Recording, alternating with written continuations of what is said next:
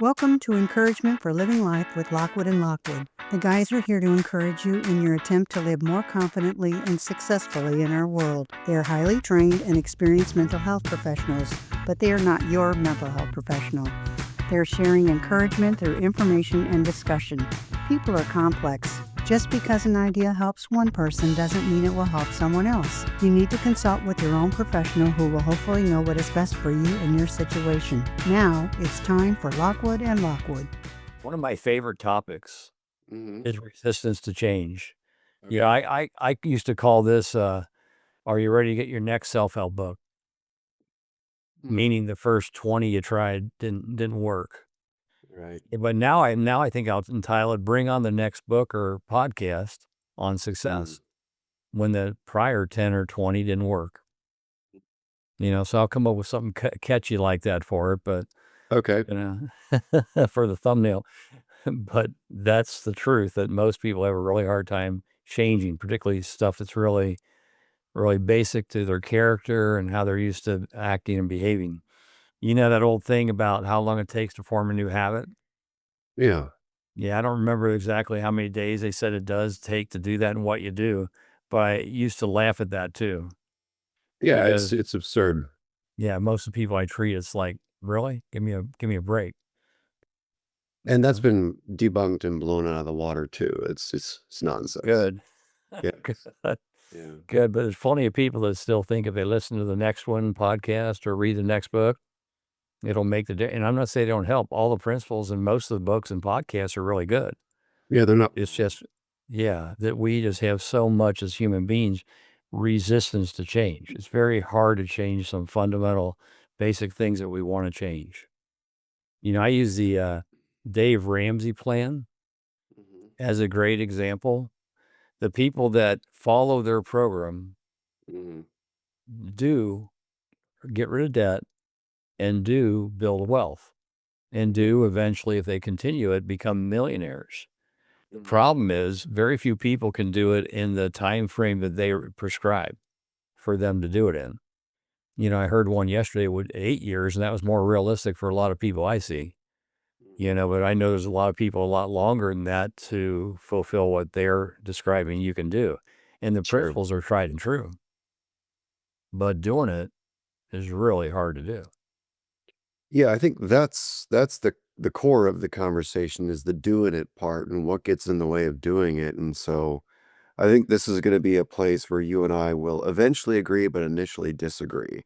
So Mm.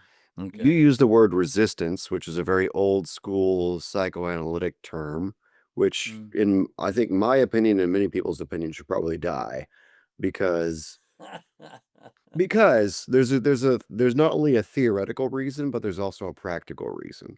So when it's framed as resistance, the practical problem with framing it as resistance is that it assumes that the other person in the relationship or just the person alone by themselves is operating in some vacuum of information and experience. Like they are making a decision all by themselves to not show up for themselves, which is just factually not the case. Like all of us all day Right. are bombarded by information, people, and experiences. Our brains are literally bombarded all day. Every media thing we consume, every conversation we have is affecting us all day. And so the concept of resistance is this outdated analytic view of a one directional relationship. And so what we now know, I think more clearly, maybe not perfectly clearly, but more clearly, is that anything that we typically have called resistance is better thought of as ambivalence. And ambivalence just means having two or more conflicting thoughts or feelings about a behavior, a choice, a person, a situation, whatever it is. And so when we look at resistance as ambivalence, then ambivalence is or the ordinary state of human affairs. No human being of any background, of any culture, of any religion is 100% confident in anything. It's impossible because there's always uncertainty. And so, not to say that what you call resistance is good or useful per se, just to say that um, both theoretically speaking and practically speaking. Ambivalence is the ordinary state of affairs that gets in the way of people pursuing or consistently achieving what they believe they need to do. And so the more ambivalence exists, the more resistant they seem specifically.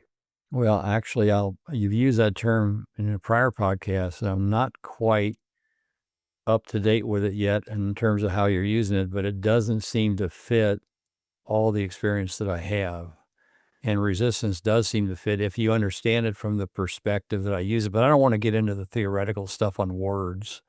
I want to try and help people see what holds them back from changing. Terms can change, and terms do change over the years and, replaced. And I joke about that too, that it's really this, but they call it this now, and it doesn't matter what it's called. It matters that so many people have such a hard time changing, yet that consciously they want to change. They want to pay off their debt. They want to live differently. They want a better life financially. They want to be more successful. They don't want to be burdened down with stress of debt and not be able to pay their bills and things like that, not saving for retirement, all the kind of things that really stress people out. And it's proven that you're stressed out when you live in a situation like that. That's just one example, but people also want to change in relationship. Yeah. They want to be able to speak up better, or they want to be able to pursue a career better, more, at least something that's more rewarding to them, Yeah. or have less depression, less anxiety, less obsessive thoughts that torture them, and so there's a lot of things that people want to change in our field. And I love to talk about what makes it so hard to change. And then from that, you'll kind of get an understanding of what you can do to help you change, or at least be led to resources that will help you change. And I do want to mention before we go on too, that we're going to do a number of other parts on treatment resources. We did a first part, but I didn't want to do too many of those in a row because those are more tailored for the people looking for treatment. Some people would be interested in what the different types of treatment, but mainly the people that are looking for help. So we'll spread those out over time, and we'll get back to the next part, soon for people Yeah. that listen to the last one. Well, this is exactly why I like the word ambivalence, and it makes the most sense to me because I think you and I will agree about this, I believe, which is most people that are quote unquote resistant to change or are not consistently following through on their change goals, it's not that they don't want to change. It's not like they change their mind about whether or not they want to change. That's how I Right. think of resistance. So, ambivalence is when you have multiple competing goals or multiple competing desires or multiple conflicting needs or wants, right? It's perfectly ordinary in everyday life, not just in therapy or whatever, but in everyday life, we all have multiple conflicting things that we are trying to negotiate and navigate. So, like right now, you and I are doing a podcast when you and I could also be seeing a patient or whatever, right? So, like, there are multiple things we could be doing. And so, we are making a strategic choice to do this thing right now while also foregoing other things that are important to us. So, our clinical work is important to us, our business, our relationships, all these things are very important to us. However, we are focusing on this thing right now because for whatever reasons to you and to me, we have agreed that this is the most important thing to do right now. Right. Right. And Right. so Well, your model now makes a little more sense, I think, probably to people, right. because that's exactly what we're going to talk about, are the competing forces inside of people Yeah. and some outside of people that make change very difficult. That's why I like the word resistance, because it's not a conscious thing usually, but there are a lot of competing sources inside of people that make it very difficult to change things that they consciously want to change. Yeah. So I'll start out. I got a list here, and you can jump in on any of these, and Yeah. Yeah. and so one of the typical ones you heard a lot about years ago that creates difficulty changing is guilt. Or some people would say not feeling deserving. or they may feel guilty about wanting something better in their lives. And most people look at that and they go, well, why would I feel guilty about wanting to be better with money or better in a relationship or have less anxiety or less depression or less psychosis, whatever it is? Why in the heck would I feel guilty or not feel deserving of that? Well, and that's a good place to start because it gets into the different layers of who people are and what makes it really difficult for people to change. So if you want to take a whack at, what underneath things creates a difficulty with, you know, that would lead to not feeling deserving. What do you think? Yeah, I think guilt is a great place to start because guilt is a very ordinary and common feeling or reaction people have. Guilt is this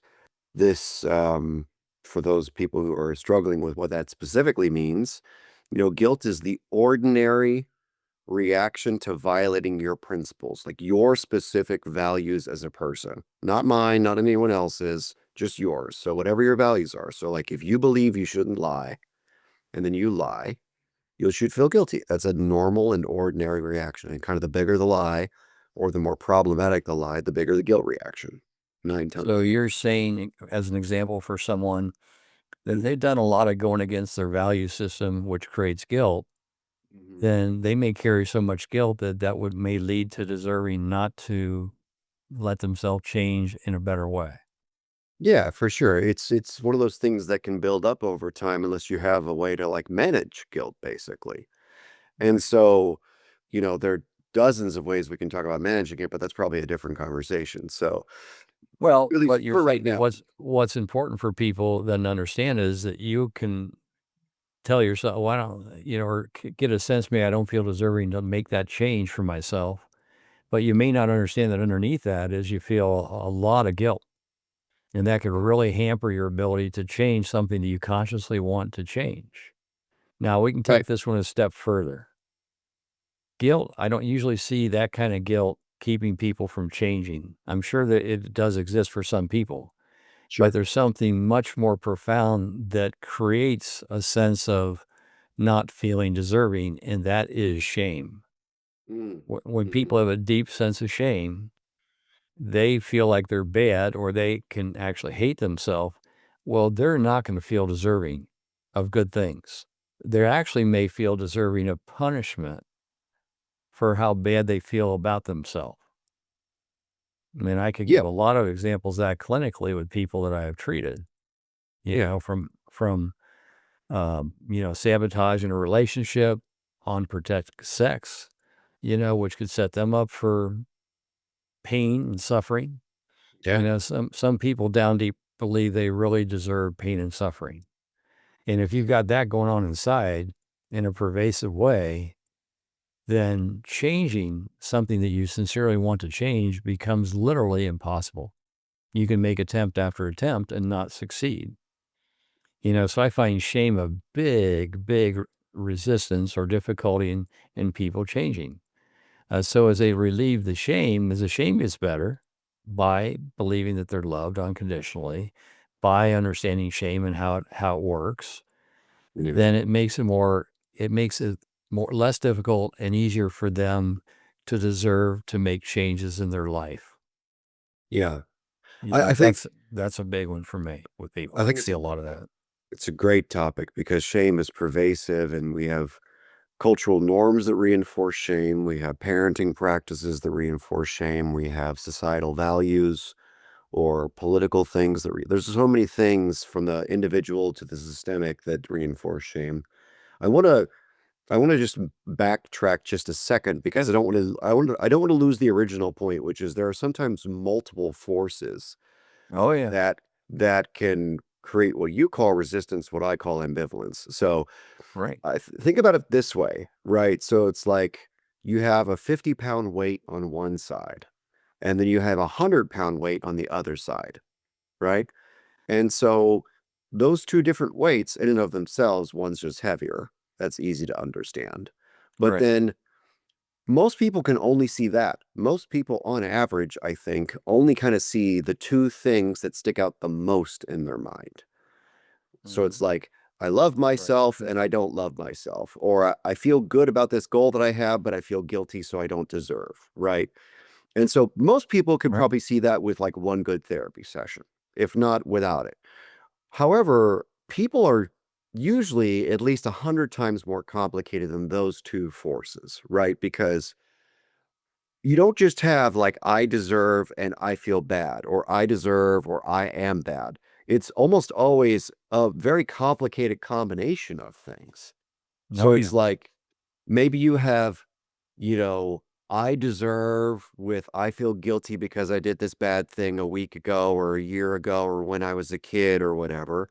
But on top of that, there's all this shame that you're talking about. So there's another 100 pounds.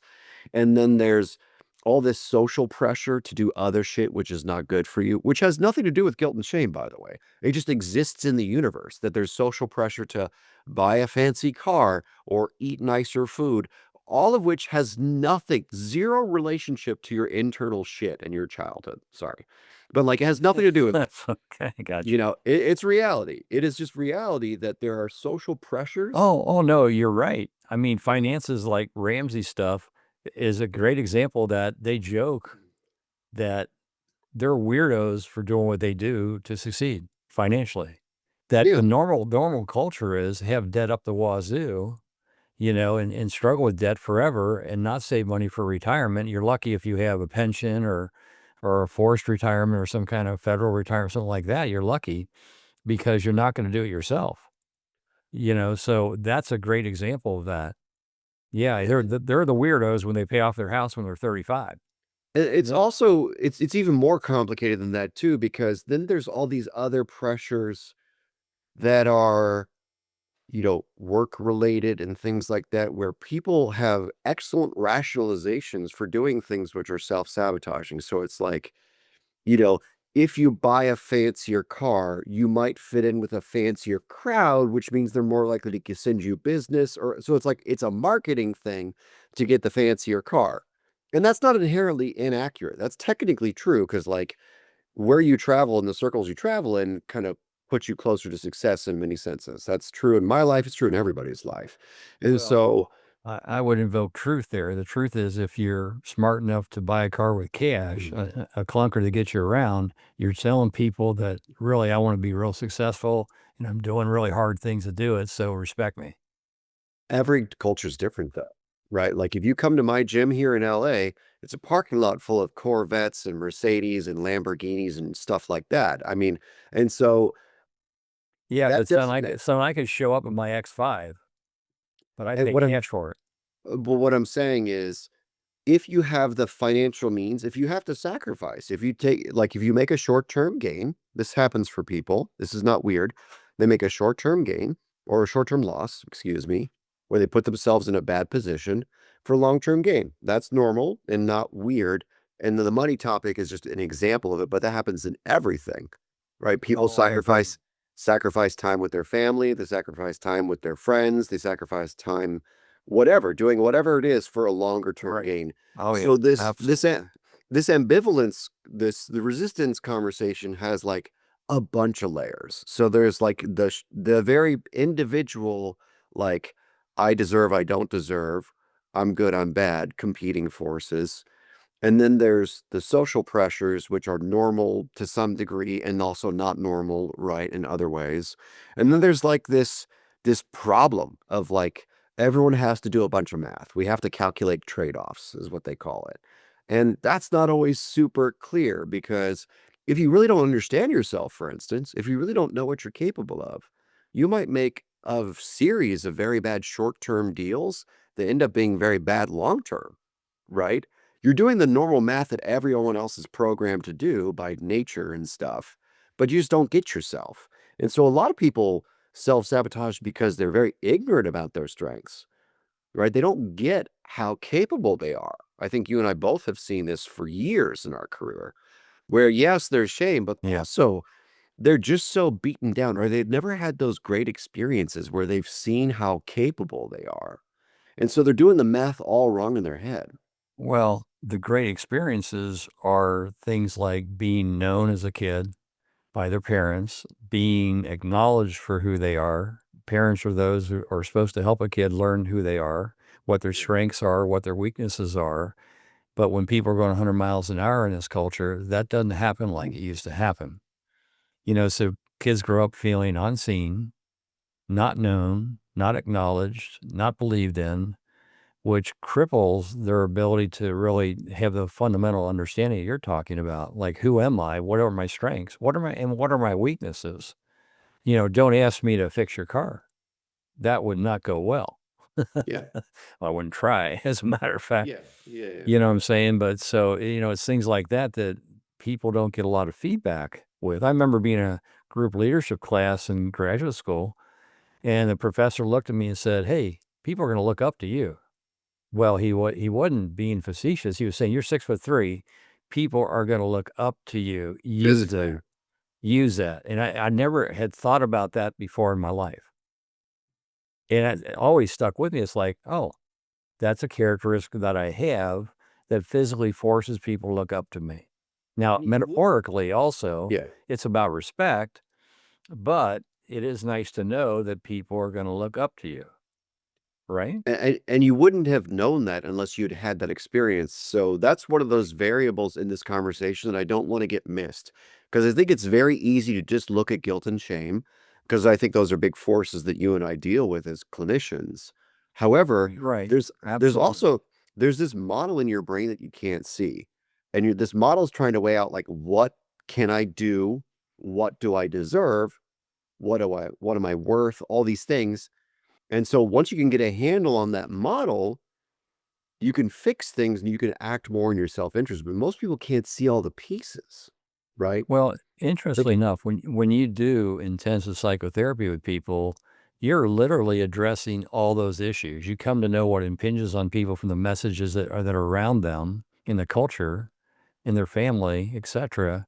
But you also get to deal with, who are you, and finding out who you are, and then getting a sense of acknowledgement and belief in and things like that perhaps you didn't get a lot of the internal stuff, which then helps you. The goal is with people like me is that you can grow enough and strong enough inside of your real sense of self that you can resist those messages. I can resist buy this. I can resist get a loan. We haven't gotten loans forever. We pay cash for virtually everything. Yep. But a lot of had to go into change for that to become the norm versus the old way, which is debt and struggle. Say, Yeah. Yeah. I don't even know that I would use the word resist for that either, because I don't think that that speaks to the peace of mind that you're talking about, right? Like, I think if you really well, are there's much acting, more to it, but yeah, but yeah. what I hope for people when I work with them is that they don't have to resist anything. My hope is that they have much more clarity specifically about their values and their needs and how to get those values and those needs to line up in their life. Well, So that's a nicer way to put it. But I think really in a common sense way, you are resisting because you have different priorities now, things that are more important to you. Like being financially secure, at least as much as you can in the world, be financially secure. As an example, I value that now. I didn't used to value it. Now it's valued, and that would be more your language. yeah. But yeah, you still have to resist buying something sometimes Well, that you don't need to buy. let me use food as an example, because I think this one might work for everyone. Food, we all love Yeah, food, right? yeah. So, like, you and I both have just a horrific relationship with food over the course of our lives. And I just have story after story of terrible decisions both you and I have made, both together and separately. Together, yeah. Yeah. And so, Let's go to but Tucker's when you. yeah, exactly. Bar food, And so, like, it took me a long time to get to this place. It took a little ego and a little vanity as well, but I'm at this place now where, like, I really enjoy stuff that's actually good for me, right? Like real salmon Right.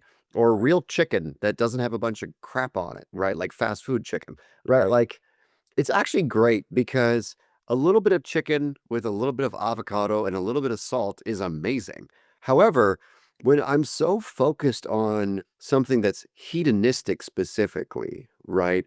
Which is like to physically feel good because the fast food chicken has all the breading and all the additives and stuff that's terrible for you. Right. But it tastes Right. tastes so good, right? Like Right. I now have the ability to go, for the however many years now, like I certainly could eat that stuff. And I do eat that stuff once in a while. I'm not going to completely deny myself, but because I actually have other goals that are more important to me, I don't look at it like I have to resist anything. I look at it like, wow, I get to eat this stuff, which actually does taste good, by the way. And then this other stuff over here becomes a treat. And it doesn't become like a way to feel good because I found other ways to feel good. See, that's the thing that I'm trying to say is that I found other things that matter more that feel good, right? Other things that I value more, right? That feel good, That would be an example for sure. right? But As opposed to I have to resist. I still had to put a little balsamic dressing on my salmon last night. Really? Yeah, I can't eat it just with olive oil or, yeah, maybe a smidge of butter on it or something like that. But So for me, like a little bit of salt, a little bit of olive oil, it's great. yeah, yeah. Um, But I've moved a lot more like that direction, as you know. I even ate a ribeye last Friday that made me sick because of all the fat. I can't do it like I used to. I just can't do it. I It refuse just to eat a ribeye. Yeah, it just I can't. Anyway, The most I'll do is like a New York strip or whatever. Yeah. but that's usually what I eat. But anyway, but that's a great example of that. Now I do want to come back a little bit to the internal stuff. Oh yeah, yeah, yeah, for sure. Because, like you said, the complexity again is really important that people understand. There may be a big shame issue, but there's all kinds of other things going on outside them, impinging on them and affecting them, for sure. But Yeah. there's also, along with shame, a patient recently that said he's afraid to depend more on me because he saw his mother is so fragile, and this is a maternal issue. He saw his mother is so fragile that he's afraid of hurting me if he allows himself to depend more. And if you can't depend, you can't. Depending is a conduit, the tunnel to getting what you need. So that could also affect someone's ability to get what they need in treatment and therefore make the changes that they want to make. Another example, it's under the guilt heading, would be sibling guilt or combat guilt. You made it out, your whole body's intact, and you got friends that are dead and Yeah. severely disabled because of the combat. And sometimes those guys that are unscathed physically have tremendous guilt Yeah. because they made it out without being affected physically by the combat. Just like a sibling that if you get what you need, I see this a lot in my practice. If my patients get what they need and their siblings haven't been, it can be really hard for them to let themselves get it Yeah. because their mind's saying, God, they didn't get it. They feel bad for them. And, there's like, do I deserve it if they don't get it? Yeah. Like I've got a patient, he has a couple siblings dying of alcoholism. Yeah. And he's had a tremendous amount of guilt over the fact he's been able to climb out of the mess hmm and really, really build a really good life. But he probably feels like he doesn't deserve to grow up because all these people are suffering around him and all this stuff. Right. Which is not an uncommon issue in therapy also. Extremely common. Yeah. Yeah. Then another one, which is a foundational one in therapy, particularly in the world too, fear. Oh, Fear that if you're vulnerable, again, the conduit is depending. But if you're afraid that you're going to be hurt by the therapist, that in other words, that whatever happened to you as a child that hurt you is going to be repeated, you're not going to let yourself open up and be vulnerable to take in the good. Right. And so that's a big one for some people. And some people, I always like to add this because most people don't understand this at all. There's degrees of fear, right? Yeah. Well, I deal with a segment of the population that goes what I call beyond fear. They're not afraid of being hurt. They're certain they're going to be hurt, Yeah. abandoned, etc. So I Yeah. call it beyond fear. And when you've got that kind of fear / beyond fear, changing is really hard to do in terms of trusting someone because it's essential when you've been hurt deeply and you're missing a lot of what you need. And I'll get to depression in a minute, at least the main kind of depression that I've dealt with. then it's really, really hard to get what you need. Because again, trust allows dependency to form in therapy, which allows a patient to get what they need. Yeah. See? And like depression, as an example, if you don't trust, and yet you have what I call this emptiness depression, where you just don't have energy, you just don't feel good, there's no aliveness inside of you. A very common one that I see with young adults and adults both, then that's a real big problem Mhm. for allowing yourself to get what you need. Yeah. So you may work a long time on the trust issue in therapy, and dare you not assume that they trust you just because they're coming Yeah. to therapy. It's in degrees. I had a patient start out there. It was really nice. He said, I teach people to do some empathy, some self-talk with themselves, tell their story to themselves for the part of them. I do a lot of dissociative disorder, compartmentalization, and the need to integrate these different parts. So they do some self-talk to give acknowledgement to the part of them that's been so hurt. And in that, this patient mentioned that didn't feel a lot. And he was telling me, I'm still guarded. I don't feel a lot even when I'm talking to myself. I don't even let myself feel with the adult in me. The kid's not going to feel because he doesn't trust me. And so there's sometimes a lot of work people have to do to get to the point where they can trust themselves and trust me enough to get what they need from me. So in some people it's very complex. You go through layers of defense. You mentioned rationalization earlier, denial, compartmentalization is where a young child who feels overwhelmed, we call it annihilation experience. They will compartmentalize or deny how they feel. They'll literally put it in a closet and close the door, and they don't know it exists. It's been put away from such an early age, they don't know it exists. I deal with a lot of people with that kind of what I call that later, real serious damage short of psychosis. And it Right. would be really, really hard for people like this to trust. I had a beautiful dream. I can't share it yet, but eventually share where the idea of trusting was like trying to do something that was incredibly hard to do, and he didn't do it in the dream. And that's because he's one of these people that has the certainty of harm happening to him.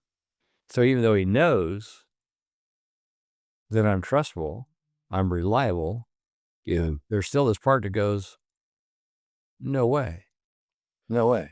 Yeah. Yeah. That's the depressive position for Klein, and so, and which basically just means that you have this foreclosed outlook on the world, like you're describing. Like it's never going to work. It's never going to, the And modern that, version of this is learned helplessness. But yeah.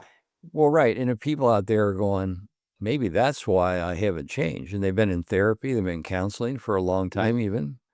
It could be. And it's if you understand this enough, if it clicks with you enough, it's something to take to your counselor, your therapist, and go, man, I was listening to these guys in this podcast, and they're talking about why it's hard to change.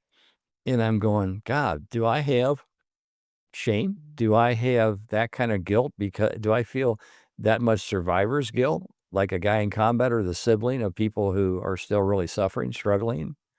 Do I have these things that kind of fear that I made a decision somewhere inside me that I would never trust a human being again, a paternal figure or maternal figure again? You know, they may be one of those people, and they may be stuck in a cycle with therapy where they're not going to grow until those kind of things are addressed. That's why I think this topic of why it's so difficult to change is so important for people. Yeah, I agree. I also think that we should probably unpack the word dependency for people because it has, I think for the vast majority of people, it has an infant connotation, an infantile relationship connotation, and probably a stigmatized connotation. A lot of people would, I think, be very defensive around the concept of dependency because I think just culturally, you know, everyone talks about codependency and how bad it is to be dependent and all this stuff. And so I think there's that. And then there's also, I think most people intuitively know that when you're an infant, you have to depend.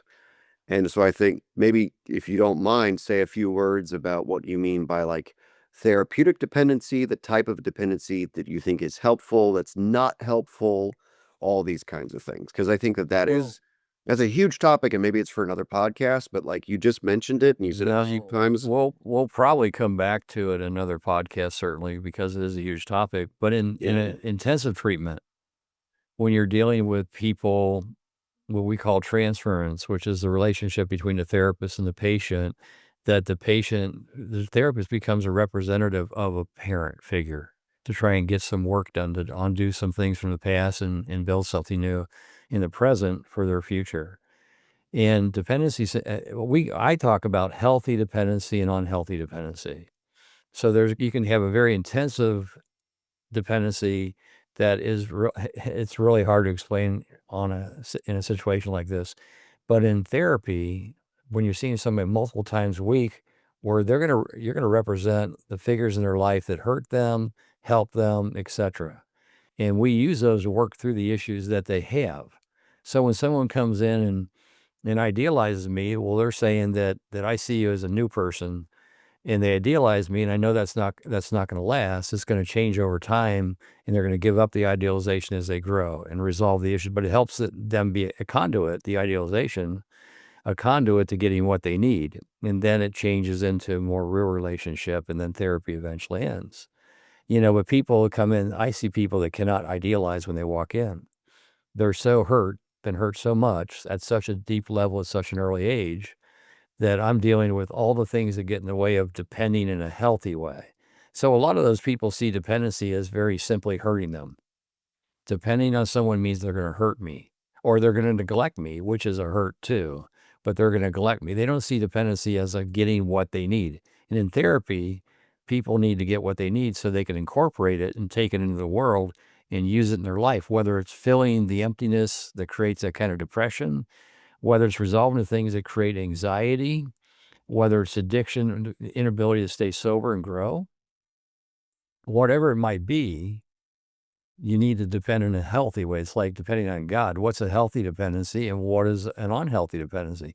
I heard somebody talk the other day about this gal praying for sure. Oh, this is a real situation here from a friend of mine, that this mother is praying that their daughter be healed. Well, she's got weeks to live.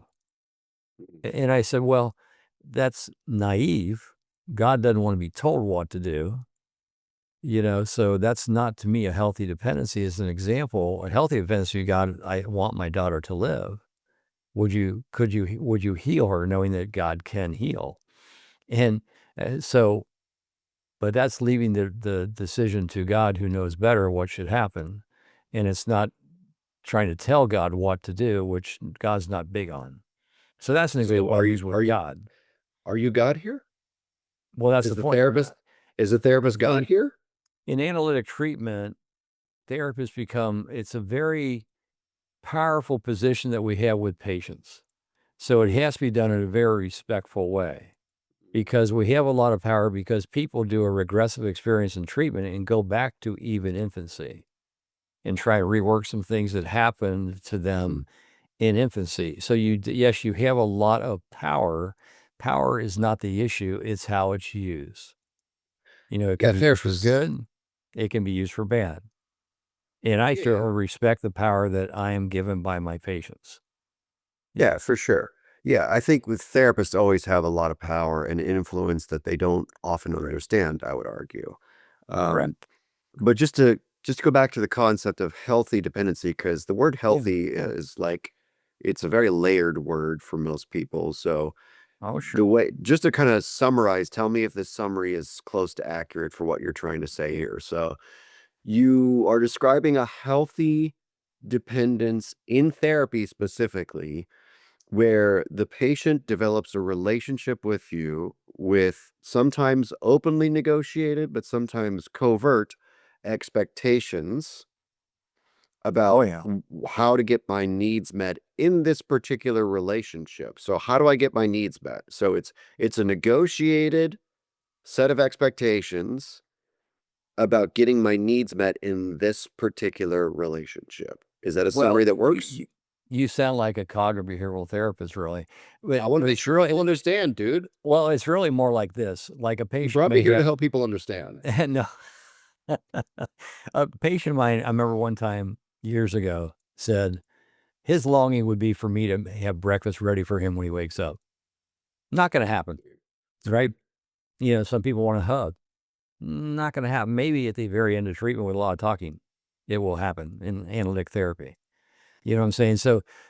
But people come in with all kind of wishes and longings that are not going to be fulfilled. But hopefully their self-worth improves, their security improves, the underlying issues improve significantly. Quote unquote dependency, a treatment kind of dependency when you do intensive treatment. So you don't exactly negotiate it, but I told you those examples because when I hear those things, well, they really would like this. I had a patient recently wanted me to do a billboard that he is a worthwhile person, worth admiring, worth getting what he needs, etc. He wanted the billboard to help overcome all the messages from the shame that tell him he's not worthwhile, that he's bad. And he wanted that from me. Well, of course, I'm not going to give him a billboard, but I also said to him a billboard would work. It does not work because what it does, he doesn't have to be vulnerable. And the vulnerability is what lets in the change, a different belief that'll help him change. The billboard's external, feels good, but doesn't require him to be vulnerable, even if it gives him a boost temporarily to how he would feel about himself. And it might do that for sure. Yeah. But it wouldn't really overcome the things inside him and make it difficult to let himself take in a new belief that he has great worth and value.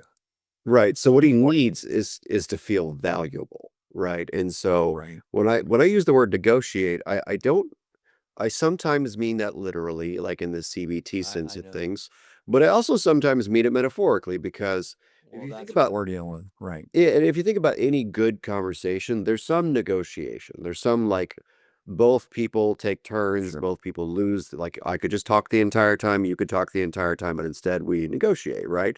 So I think it's like as a metaphor, I like negotiate for this because I think most people are not going to understand the emotional context of dependency. I think that they will understand that they're trying to have a type of relationship where they get their needs met with the patient and the therapist. Correct. And like, Right. so that is hard for people to understand because most people are more aware of their wants than they are their needs. Like you and I think in our first couple of episodes, we're talking more explicitly about most people's needs, which is the need to feel important, the need to feel seen, all these things. And so it's not really sexy to talk about your needs as a person. It's actually sexy to talk about your wants because your wants are things that we can actually gratify. That's the problem, in my opinion, is that for most ordinary people, and most of us are ordinary, thank God, we can do a lot to get our wants met because we have basic skills and insight and all these things. But actually getting our needs met is a bigger haul for most people because there's a vulnerability involved. There's an insecurity for a lot of people involved. Some people are stuck in the depressive position. Like there's so many reasons why the average person is a regular, decent person. And at the same time, will struggle with the core concept of needs because it's a much bigger lift. It's a heavier lift than wants. Wants are great because all of us have them. They're all understandable. But needs are where the interaction of shame and guilt and who am I all gets messy for most people, even when they don't have a mental health problem, right? Oh, for sure. And so that's why it's so hard because like most people really don't have a good relationship with needs, like the need to be seen or the need to feel special or the need to feel important. None of those things are inherently pathological. There are pathological versions of trying to get those needs met. Sure. One of those needs might be too big because bad things happen to you, but all of us need to feel special and important and seen and safe and understood and all these things. Being Correct. able to just recognize that in the most basic way and how you negotiate that with a therapist is what you're calling dependency. Is that right? That's a nice way to explain it for our audience. Right. Cool. Right. Because really intensive therapy can be really intimidating to a lot of people. It's very scary because you're going to become very, very vulnerable in this kind of treatment. That's Less so in a cognitive treatment. It's more intellectual. It's a little safer, well, a lot safer depending on who's doing it. There's in between, a lot of in Yeah. between, but Yeah. you know, But yeah, so I hope we let people know that there's a lot of reasons why change is not easy. Yeah. But that it can be understood if you're with the right counselor, therapist, group of people. If it's understood well and you can get support, you can begin to change. Now it depends on how deeply rooted these things are, how many layers to go through, et cetera, et cetera. But we do want you to know that there's hope. If you had a hard time changing and you really wanted to change, which most everyone I've seen does, then make sure you're talking about the things that are hard to talk about. Share what you don't want to share, and bring up the things that we're talking about today with your therapist or counselor and see if they can help you deal with them. Because this, what I call resistance, what you call ambivalence, is there all the time with people. And some people have a massive amount of it, which has made it very hard for them to change. And I don't want them to quit, to give up. I want them to, if they can't with the present treater, get a different treater. And that's when I get kind of vocal about that. But I wanted first to bring that to the people they're working with already. If they know that they're deeply hurt, get with someone who can do real intensive work so you're not frustrated and feel like a failure if the treatment isn't helping you grow. Yeah. Right? I would even go further than that. I would Yeah, say go. that across the board, across your relationships that actually matter to you, this is something you can be practicing whether or not you need therapy or whether or not you're in True. therapy. That's right. Because That, for all, at least this is my belief, you probably agree, but you may not. It's like, most of us in our relationships that actually matter, if we're not clear about what we need, and we're not at least trying to negotiate getting our needs met, then we're letting ourselves down. We're not doing our end of the bargain. That doesn't mean that the other person is always going to be receptive. In fact, it's often the case that people are ordinary and flawed and they have their own issues. It's normal. It's right. not pathological. Or because there's just ordinary human failing that exists for everybody. That's why I keep using the word ordinary.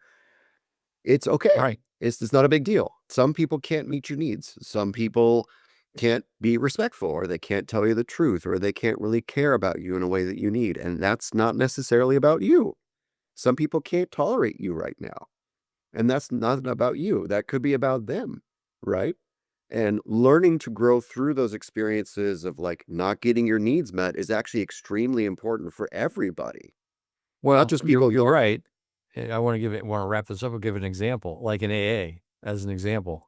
There may be 25 people in the room or 40 people in the room, but to find a sponsor, you want to find someone that can meet enough of those needs.